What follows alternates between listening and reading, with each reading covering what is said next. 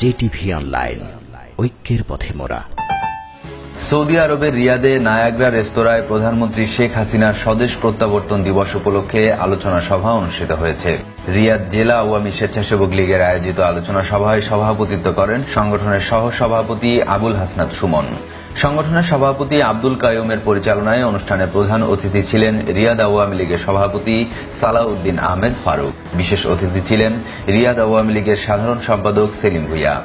সভায় অন্যান্যদের মধ্যে বক্তব্য রাখেন রিয়াদ আওয়ামী লীগের সহ সভাপতি মির্জা হেলাল উদ্দিন ফিরোজ, আব্দুর রহমান চৌধুরী, সালাউদ্দিন মোড়ল, সাংগঠনিক সম্পাদক মেহেদী হাসান মুরাদ, বিবাড়িয়া সদর উপজেলা আওয়ামী লীগের সভাপতি জাকির হোসেন টিটু, শিবচর উপজেলা আওয়ামী লীগের সভাপতি মোতাহের হোসেন চৌধুরী, সাধারণ সম্পাদক আরিফুল হক, কোহিনুর হাওলাদার, রিয়াদ মহানগর যুবলীগের জনশক্তি ও কর্মসংস্থান সম্পাদক ফারুক খান, রিয়াদ জেলা আওয়ামী স্বেচ্ছাসেবক লীগের সহ সভাপতি লিটন হোসেন, যুগ্ম সাধারণ সম্পাদক মুশফিকুর রহমান প্রিন্স, সাংগঠনিক সম্পাদক ইশতিয়াক হোসেন তানিম, জসিম খান, মাহমুদুল হক, আবুল কাশেম, আরিফুল শেখ, রবিউল আওয়াল সুমন, প্রবাসী গোপালগঞ্জ জেলা আওয়ামী স্বেচ্ছাসেবক লীগের সভাপতি বদিউজ্জামান সাব্বির, সহ সভাপতি লিটু মোল্লা, রুবেল আলম, সাংগঠনিক সম্পাদক পাশান মোল্লা সহ অন্যান্যরা।